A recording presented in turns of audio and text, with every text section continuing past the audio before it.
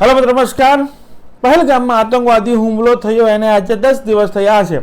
શું નવા અપડેટ છે? શા માટે ભારત સરકાર કે મોદી સરકાર છે આ 10 દિવસમાં એવી કોઈ મોટી કાર્યવાહી પાકિસ્તાન કે આતંકવાદી ઉપર છે હજી કરી નથી? તો શા માટે વિલંબ થઈ રહ્યો છે? શું જે આતંકવાદીઓએ હુમલો કર્યો એ આતંકવાદીઓ છે બોર્ડર પાર કરીને પાકિસ્તાનમાં જતા રહ્યા છે કે ભારતમાં જ છે? શું અપડેટ છે? શું તેના કોઈ અવશેષો કે કોઈ પુરાવા છે એ મળ્યા છે કે કેમ? અને આ હુમલા બાદ છે પૂરી દુનિયાના જે બી દેશો છે ભારતના સમર્થનમાં છે અને કેટલા દેશો પાકિસ્તાનના સમર્થનમાં છે. અમેરિકાથી ડોનાલ્ડ ટ્રમ્પે મોદીને ફોન કરીને શું કહ્યું? આ દરેક વાત પર, આ પહેલગામના દરેક અપડેટ પર છે આજના વિડીયોમાં વિગતે ચર્ચા કરવી છે. અમારી ચેનલમાં ભારતમાં અને ગુજરાતમાં જે બી ઘટનાઓ ઘટતી હોય છે તેને સરળ ભાષામાં સમજાવતા હોય છે. આવા ને આવા વિડીયો જોવા માટે અમારી ચેનલને તમે સબસ્ક્રાઇબ કરી શકો છો. તમારું એક સબસ્ક્રાઇબ કરો, તમારે એક લાઇક કરવી, તમારે એક સરસ મજાની કમેન્ટ કરવી, જેનાથી અમને આવા ને આવા વિડીયો બનાવવા માટે છે પ્રોત્સાહન મળતું હોય છે. વિડીયોની શરૂઆત કરીએ. પહેલગામ હુમલાને આજે 10મો દિવસ છે. ભારતની જનતામાં, લોકોમાં છે રોષ છે કે ભારત સરકાર છે,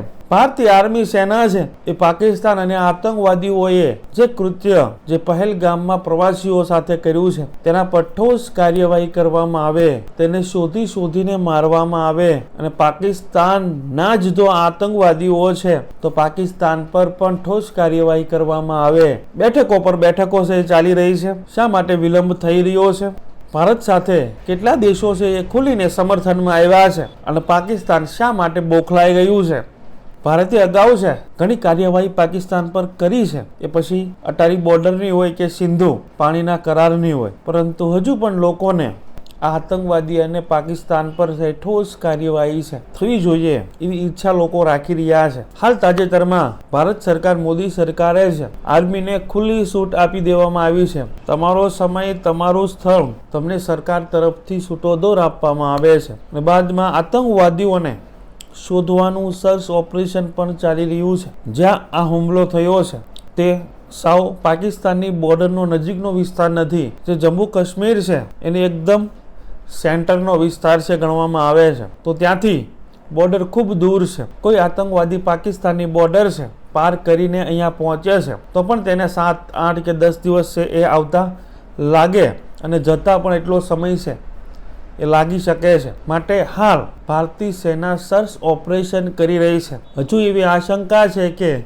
આ આતંકવાદીઓ ભારતમાં જ છે, એ જંગલોમાં જ છે અને એના પુરાવા પણ મળ્યા છે. કોઈ એ જંગલોના ગામડાઓમાં એ આતંકવાદીઓ દ્વારા છે ખાવાનું લૂંટવામાં આવ્યું છે. તો એકવાર આર્મી અને આતંકવાદીઓ વચ્ચે ફાયરિંગ પણ થયું છે. હાલ ચારે દિશાઓમાંથી છે આ જંગલ વિસ્તારને છે ઘેરી અને આ આતંકવાદીઓને છે એ ઠેકાણે પાડવાની કાર્યવાહી છે એ ચાલી રહી છે. મારા ખ્યાલ પ્રમાણે એવું પણ હોઈ શકે કે આતંકવાદીઓને ઠાર કર્યા બાદ અથવા કોઈ આતંકવાદી છે એને જીવતો પકડે છે, બાદમાં એ સ્વીકારે છે અથવા એ આતંકવાદીઓ જે ઠાર થયા છે એની પાસે પાકિસ્તાનીના પુરાવા મળે છે. હાલ ભારત પાકિસ્તાન પર એક્શન લેવા માટે પૂરેપૂરું સક્ષમ છે, પરંતુ વધારે મજબૂતાઈથી પાકિસ્તાન પર, પાકિસ્તાનને આર્થિક રીતે ભાંગી નાખવા માટે બીજા પણ દેશો પાકિસ્તાન પર કાર્યવાહી કરે એ માટે ઠોસ પુરાવા ભારત સરકાર છે એ આપવા માંગતી હોઈ શકે. દુનિયાભરના દરેક દેશોએ આ ઘટના પર છે આ જે પ્રવાસીઓ એ જીવ ગુમાવ્યા છે એ દરેક પર દુઃખ વ્યક્ત કર્યું છે. સાથે ઘણા બધા દેશોએ ખુલીને ભારતના સમર્થનમાં આવ્યા છે. ડોનાલ્ડ ટ્રમ્પે પણ મોદી સાથે ફોનમાં વાતચીત કરી છે અને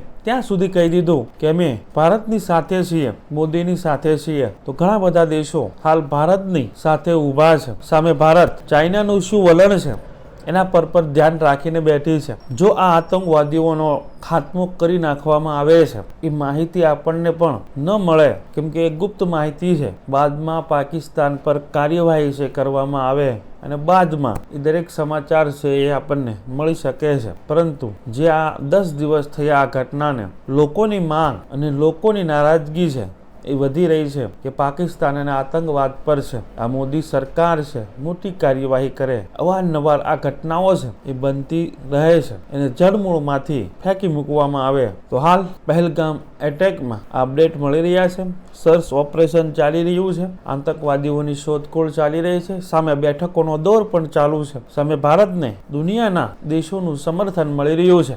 પાકિસ્તાન બોખલાયું છે, એને ડર લાગી રહ્યો છે. પાકિસ્તાનના જે નેતાઓ છે જે હાલની સરકારમાં છે એ ટ્વીટ ઉપર ટ્વીટ કરી રહ્યા છે કે અમને ખુફિયા માહિતી મળી રહી છે કે ભારત 24 કલાકમાં કે 48 કલાકમાં કે કોઈ 72 કલાકમાં કહી રહ્યું છે કે અમારી પર એટેક કરશે, કોઈ બીજો નેતા કરે છે. અને ટોપ લેવલના પાકિસ્તાનના હાલની સરકારના એ નેતાઓ છે એ ટ્વીટ કરી રહ્યા છે અને બોખલાઈ ગયા છે. હવે ભારતની જનતા બસ એ મોટી કાર્યવાહીની રાહે છે કે ક્યારે મોદી સરકાર છે, ભારત સરકાર છે, ભારતીય સેના છે એ પાકિસ્તાન પર છે કાર્યવાહી કરે. તો આ હતા અપડેટ. આના પર તમારા વિચારો છે જરૂર કમેન્ટ બોક્સમાં છે એ રજૂ કરજો.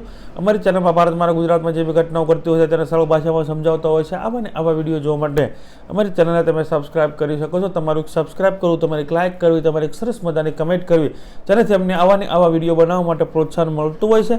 Thank you. નેક્સ્ટ અપડેટ સાથે નેક્સ્ટ વિડીયોમાં મળીએ.